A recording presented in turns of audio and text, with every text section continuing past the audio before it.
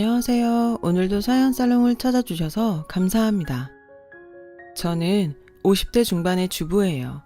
많이 배우지 못한 탓에 글솜씨가 부족하겠지만 꼭 들려드리고 싶은 이야기가 있어서 이렇게 사연을 보내게 되었어요. 돌아보면 우여곡절이 많은 삶이었어요. 저는 깊은 산골 가난한 초가집에서 태어났어요. 가족이라고는 친할머니와 홀어머니 딱 두 분이었죠. 제 위로 오빠가 하나 있었지만 미처 엄마 젖을 떼기도 전에 세상을 떠났다고 하더군요. 그 시절에는 흔한 일이었죠. 아버지께서는 군인이셨다고 했어요. 저는 아버지의 얼굴도 기억 못해요. 제가 아장아장 걷던 시절 가난한 집안을 일으켜 세우기 위해 자원에서 월남전에 파병됐다가 결국 돌아오지 못하셨다는 이야기를 듣고 자랐을 뿐이니까요. 친할머니께서는 저의 어머니를 무진장 구박하셨어요. 남편 잡아먹으련, 내 아들 잡아먹으련! 이라고 하면서요. 남편 일은 과부의 서름이었죠. 그래서 어머니께서는 어린 저에게 늘 이렇게 말씀하시곤 하셨어요.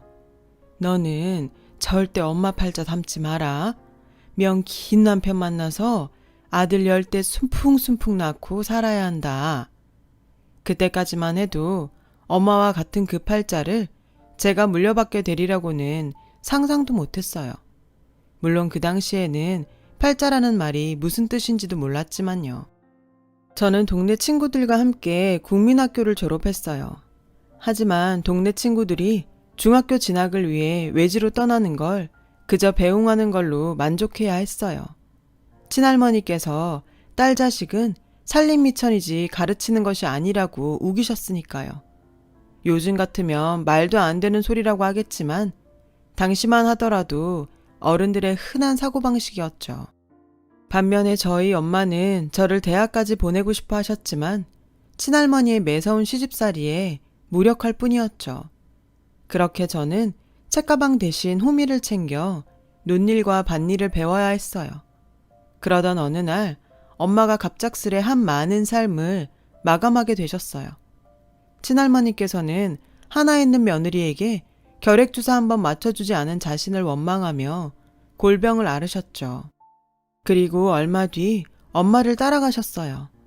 돌봐줄 사람도 없던 저는 먹고 살 방법을 해결하기 위해 친척 어르신의 소개로 서울에 있는 미신 공장으로 가게 되었어요. 시골에서만 살아온 제 눈에 비친 서울은 신기하고 놀라운 것들 투성이었어요. 하지만 힘든 공장 생활에 저는 금세 지쳐버렸죠. 그럼에도 안 굶고 사는 게 어디냐 생각하며 열심히 버텼어요. 그러는 사이 강산이 몇 번 바뀌었고 저는 저를 좋게 봐주셨던 당시 사장님의 중매로 어느 명망 있는 가문의 자제라는 남자와 결혼을 하게 되었어요. 하지만 부푼 기대를 안고 시댁에 간 순간 저는 당황하고 말았어요. 명망 있는 가문이라기에 사는 형편도 괜찮을 거라 생각했는데 막상 와보니 가세가 기운 형편없는 집안 꼴에 기가 막혀서 말도 안 나오더라고요. 다행히 남편은 참 좋은 사람이었어요. 어려운 형편 속에서도 시할머니와 시부모님의 뜻에 따라 대학까지 나온 재원이었고 인격적으로도 훌륭한 사람이었거든요. 시어머님께서는 조선시대 양반집 마님처럼 엄격한 분이셨어요. 그래서 만만치 않은 시집살이였지만 그래도 나름 행복한 날들이었습니다. 집안일은 어릴 적부터 늘상 도맡아 해왔기 때문에 익숙했고 시할머니께서 든든한 방패막이가 되어주신 덕이죠. 이따금씩 모진 시집살이에 지칠 때나 얼음장 같은 물에 빨래를 하다 눈시울이 붉어질 때면 저는 시어머니 몰래 시할머니를 찾아가 응석을 부렸어요. 그러면 시할머니는 당신 몫으로 챙겨둔 사탕을 제 입에 넣어주시곤 하셨죠. 마치 손녀딸 대하듯 말이에요. 얼마 뒤 저는 쌍둥이 아들을 낳았어요. 하나도 아니고 한 번에 둘이나 아들을 얻게 되니 세상을 다 가진 것 같았어요.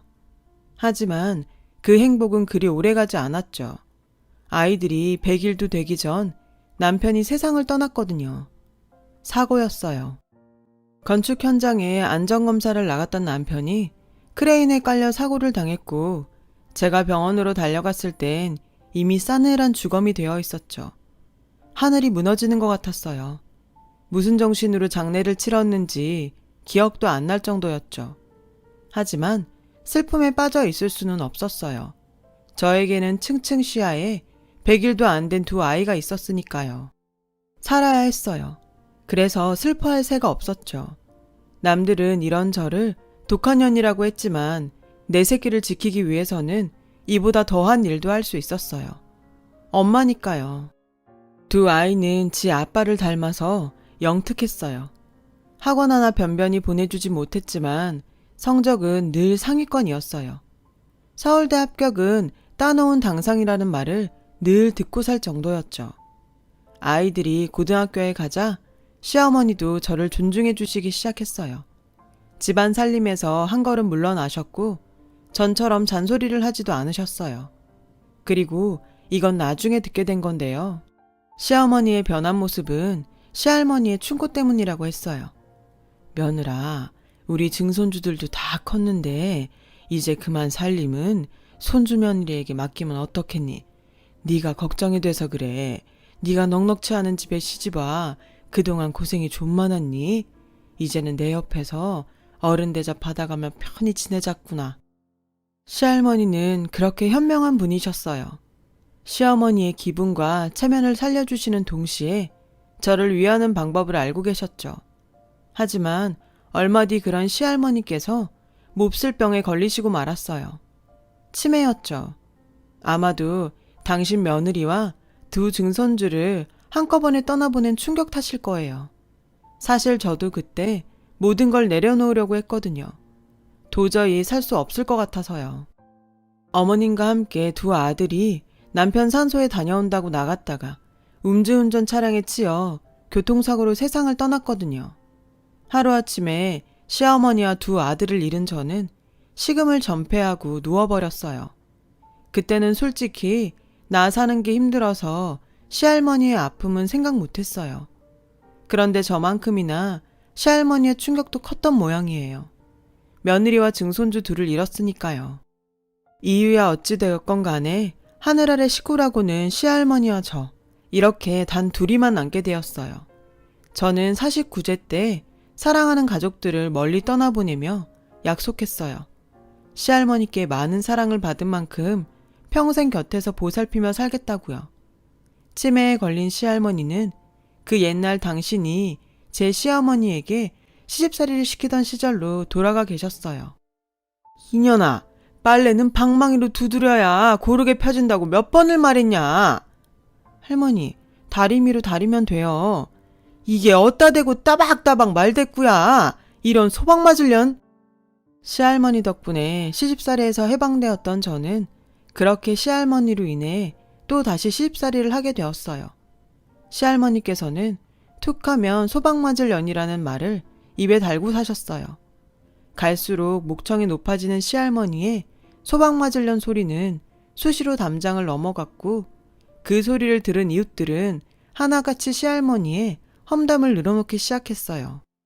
저 노인네 젊을 적에도 그렇게 독하게 며느리를 잡더만 노망이 들어서도 여직 저러네. 노망이 들 거면 곱게 들 것이지. 요즘 세상이 어떤 세상인데 소박 같은 말을 입에 올려? 그때마다 저는 시할머니 편을 들었어요.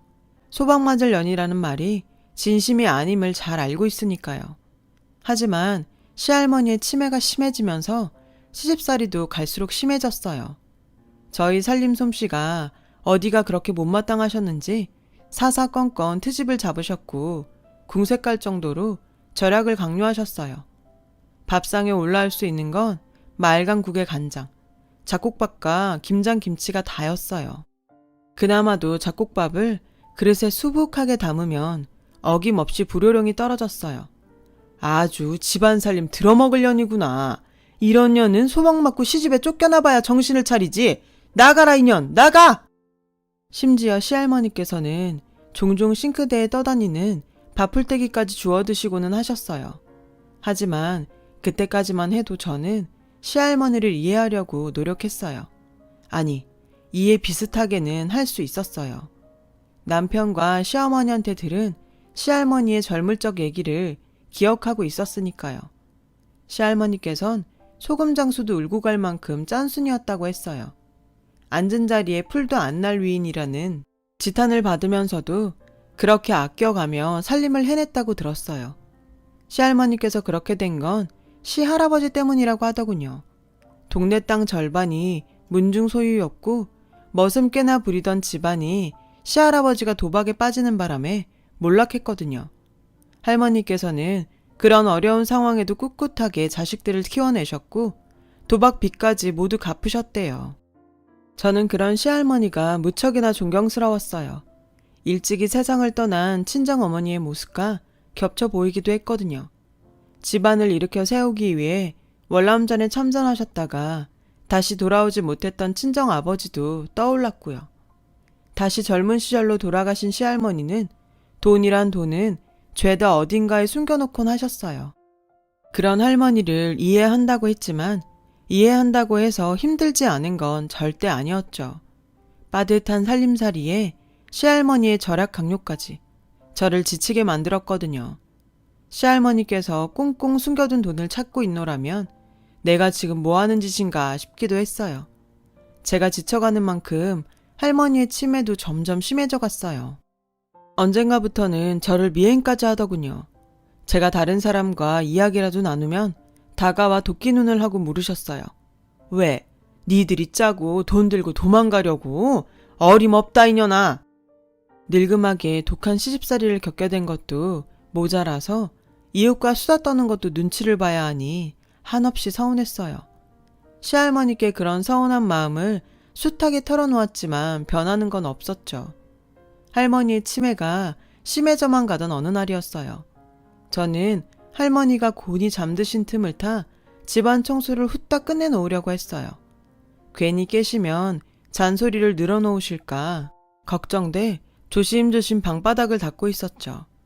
그때 마침 할머니께서 잠에서 깨셔선 방바닥을 닦는 저를 보시고는 벼락처럼 호통을 치시더라고요. 그리고는 저에게 회초리질을 하셨어요. 저를 도둑년 취급하며 모질게 매질을 하시는데 더 이상은 못 참겠다는 생각이 들더라고요. 살갗이 터져서 피가 나는데도 매질은 멈추지 않았어요. 참다 못해 저는 할머니 손을 잡았어요. 그리고는 힘으로 제압하며 회초리로 시할머니를 한 대 쳤어요. 아프시죠? 맞는 저도 아파요. 저 더 이상은 못하겠어요. 못하겠다고요. 그때 저는 현실을 깨달았어요. 치매는 감당할 수 있는 병이 아니란 걸요. 결국 전 시할머니를 요양원에 모시기로 마음먹었고 이웃에 사는 재성엄마한테 조언을 구했어요. 그 집 큰딸이 요양원에서 일했거든요. 재성엄마 도움을 받아 저는 눈물을 머금은 채 시할머니를 요양원으로 모실 준비를 시작했어요. 제가 많이 배우지 못한 탓일까요? 서류에 절차가 뭐 그리 복잡하던지 시간이 꽤 걸리더라고요. 솔직히 말하자면 결심하고 준비하는 와중에도 갈등이 되었어요. 꼭 죄짓는 기분이었거든요. 고민하던 저는 시할머니를 모시고 여행을 떠났어요. 제가 어릴 적 자랐던 산골짜기로요. 그곳에는 아파트 단지가 들어섰더군요. 이미 변해버린 그곳에 앉아 저는 제 어린 시절 얘기를 들려드렸어요. 당신 팔자를 닮지 말라고 했었던 친정엄마 얘기와 제가 그 팔자를 물려받을 줄은 몰랐다는 것까지 모두요. 시할머니께서는 저를 꼭 안아주셨어요. 아이고 내 새끼 얼마나 고생이 많았누. 너 명심해라.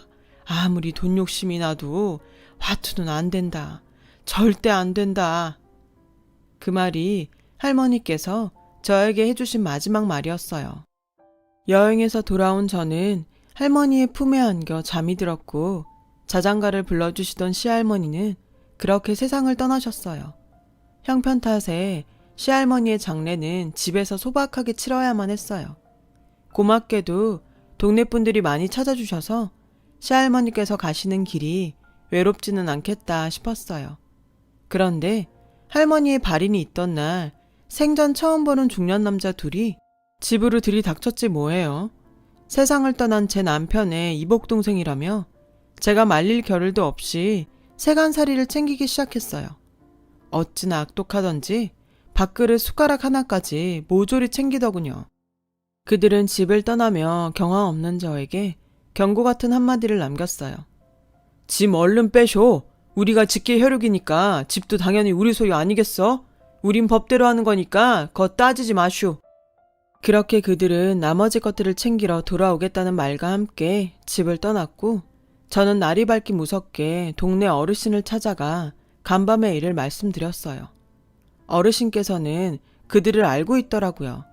그 몹쓸 인간들은 아버님이 밖에서 나온 아들들이었죠. 시할아버님처럼 화투에 빠져 지내다 시할머니 손에 쫓겨났다고 하더군요. 심지어 쫓겨나면서도 시할머니께서 평생 모아두셨던 재산까지 전부 훔쳐서 도망쳤다고 했어요. 그래서 시할머님과 시어머님께서는 없는 자식처럼 잊고 살았다고요. 제 남편조차 입 밖에 내지 않을 정도였죠. 그건 그렇고 저는 마음이 급해졌어요. 이대로라면 그나마 살고 있던 집마저 그들에게 빼앗길 판이니까요. 저는 이웃의 소개로 변호사를 찾아가 조언을 구했어요. 변호사는 다행스럽게도 유서가 없어도 제가 평생 시할머니를 모시고 산 공로가 인정되어 남기신 재산들에 대한 권리를 주장할 수 있다고 말해주었어요. 하지만 권리를 주장하려면 소송을 해야 한다고 했어요. 소송도 무섭고 변호사 비용도 없어서 저는 그저 전전긍긍할 뿐이었죠. 속절없이 하루하루가 지나가고 또다시 두 인간이 장정을 대동하고 찾아왔어요. 두 인간과 장정은 집안 곳곳을 뒤지며 집문서를 찾아내었죠. 그걸로도 모자랐던지 집안 이곳저곳을 헤집어가며 돈 될 거리가 더 남아있나 승냥이 떼처럼 헤매이더군요. 저는 이웃의 도움을 받아 맞서 보았지만 건장한 장정과는 상대가 되지 않았어요. 그렇게 한참을 장정들과 함께 집안을 휩쓸던 두 인간이 안방 장판을 드러내자 그 자리에 있던 모두는 할 말을 잃었어요. 장판 아래에 수북하게 깔려있는 현찰 다발 때문이었죠. 치매에 걸린 시할머님께서 집안으로 들어오는 돈이란 돈은 모조리 그곳에 숨겨놓았던 거예요. 이어서 집안 곳곳에서 돈다발이 쏟아져 나오기 시작했어요. 두 몹쓸 인간은 싱글벙글 웃어가며 그 돈다발들을 쓸어 담았죠. 저는 가만히 지켜볼 수만은 없었어요. 돈이 아까워서가 아니었어요. 시할머님께서 평생을 품었던 돈에 대한 원한을 돌아가신 뒤에야 혈육이라는 이유로 그들의 소나기에 지어줄 수가 없었기 때문이었죠. 만약 그렇게 된다면 하늘에서 시할머니가 통곡을 하실 테니까요. 그래서 저는 늙은 몸을 이끌고 두 인간 앞을 막아섰어요. 이 몹쓸 것들아, 니들이 인간이냐? 거 말이 심하시네, 영수. 왜? 가만히 찌그러져 있다가 돈다발 보니 눈알이 헷가닥 뒤집혀? 이건 어디까지나 우리 집 돈이니까 피 한 방울 안 섞인 형수는 빠지라고. 그중 한 놈이 막아서는 저를 때리려 손을 번쩍 치켜들었어요. 그리고 바로 그때 동네 큰 어르신께서 시할머님의 방 장판 밑에서 무언가를 발견하셨어요. 얼핏 보기에 편지 같았어요. 한문과 한글이 섞인 글들이 적혀 있었어요. 그곳에 있는 모든 사람들 중 한문을 제대로 읽을 수 있는 사람은 어르신뿐이어서 편지는 어르신에게 건네졌어요. 두 인간은 못마땅한 기색이 역력했지만 하는 수 없다는 눈치였죠. 편지를 읽어보시던 어르신은 제 어깨를 토닥여주며 말씀하셨어요. 숨겨둔 진짜 자식은 여기 있었구만. 그동안 자네가 고생 참 많았네. 암만 자네 고생이야 동네 사람들이 알고도 남지. 사색이 된 두 인간이 편지를 내놓으라며 다가서자 이웃들이 막아섰어요. 그리고 어르신께서는 편지를 모두가 들으라는 듯 크게 읽어주셨어요. 말씀하시는 분은 동네 어르신이었지만 저에게는 살아생전 시할머님의 목소리로 들리더라고요. 사랑하는 손주 며느리 보거라. 행여 나 가구 내 핏줄이란 놈들이 집으로 찾아오거들랑 절대로 10원짜리 한 장 내어주지 말거라. 내 가슴에 못 박아가며 내친 것들이야. 지 형제랑 애미가 세상을 뜨던 날에도 장례비 아까워 모른 척했던 놈들이다. 난 그런 손주 둔 적 없으니 상대할 필요도 없느니라. 모든 재산은 내 손주 며느리한테 남긴다. 그러니 동전 하나 빼놓지 말고 모두 네가 알뜰하게 챙겨 가져라. 아끼지 말고 쓰면서 여생을 보내야 한다. 만난 것도 많이 먹고 좋은 곳도 다니면서 내가 못해준 만큼 재미지게 살아야 한다. 한많은 세상 그래도 손주 며느리가 있어 기쁘게 지내다 떠난다. 잊지 말거라. 이 세상에 내 혈육은 너 하나뿐이다. 잠든 너를 깨울 염치가 없어 일이 몇 자 남기니 너무 원망은 말거라. 제가 시할머니 품에 안겨 잠든 그날 저 몰래 써두셨던 유서였어요. 시할머님의 마지막 당부에 저는 흐느껴 울고 말았고 그건 그곳에 있던 이웃들도 마찬가지였죠. 다만 재산을 훔쳐가려고 왔던 두 인간은 당황한 기색이 역력했어요. 눈치를 살피며 빠져나가려고 하더군요. 하지만 이미 대문은 이웃이 막고 있었고 죽일 듯 그들을 몰아세웠어요. 이것들아, 잘 들었냐? 네 할머니도 너거들은 자식 아니란다. 사람 새끼들도 아니고 자격도 없댄다. 그 말에 우악스럽게 대들던 두 인간은 기세등등한 이웃들에 떠밀려 몸만 겨우 빠져나갈 수 있었어요. 저는 그들을 향해 구정물을 한 바가지 퍼부었어요. 이후로 두 인간은 더 이상 나타나지 않았어요. 그렇게 저는 시할머님께서 남겨주신 돈으로 변호사를 선임할 수 있었고 변호사는 두 몹쓸 인간에게 고소장을 보내주었어요. 일전에 빼앗아간 세간살이들에 대하여 금전으로 보상을 할 것, 그 과정에서 부서지고 망가진 물품에 대해서도 금전 보상을 할 것, 그리고 제가 평생 시할머님을 모시고 살았던 데 대하여 금전 배상을 할 것. 그랬더니 얼마 지나지 않아 답이 왔어요. 뺏어갔던 세간살이 중 팔지 않았거나 멀쩡한 것들은 고스란히 돌려주었고 그렇지 못한 물건들에 대해서는 돈으로 갚아내었죠. 나머지 물품에 대해서도 피해 보상금을 받을 수 있었어요. 그리고 제가 평생 시할머니를 모시며 살았던 것에 대한 부양비에 관련 소송은 현재 진행 중이에요. 변호사 말에 따르면 증거랑 증인들이 많아서 걱정 안 해도 될 거라고 했어요. 소란이 잠잠해지고서야 비로소 저는 시할머니 산소를 찾아 소주 한 잔을 올리며 사과드렸어요. 시할머님이 돌아가시기 전 요양원에 보내려고 했던 게 내내 걸렸거든요. 그런 마음을 가져놓고 아무 일 없던 것처럼 시할머니의 유산을 받을 순 없으니까요. 그리고 며칠 뒤 시할머님께서 저에게 남겨주신 돈 중에서 당장 필요한 만큼을 제외하고 절반 이상을 보육재단에 환원했어요. 저희 시할머니 이름으로요. 가장 가치 있는 쓰임이라 생각했거든요. 저처럼 힘겨운 생활 탓에 고통받는 아이들이 없기를 바라는 마음이었어요. 친정어머니께서는 제가 당신 팔자를 물려받아 고통받을까봐 걱정하셨지만 다행히도 저는 시할머니 덕분에 그 모진 팔자를 끊어낼 수 있었잖아요. 그리고 저를 도와준 이웃들을 위해 마을의 많은 부분을 기부했습니다. 저 역시도 누군가에게 도움이 되고 싶었어요. 앞으로도 평생 시할머님을 그리워하며 살아갈 겁니다. 그래도 외로운 여정은 아닐 거예요. 그리움이 누군가에겐 살아가는 희망이 되기도 하니까요. 제 사연을 들어주셔서 감사합니다. 들어주신 모든 분들 건강하시고 행복하세요. 여러분, 사연 댓글에 응원과 현명한 조언 부탁드려요. 좋아요와 구독은 저에게 큰 힘이 됩니다. 오늘도 좋은 일 가득하세요.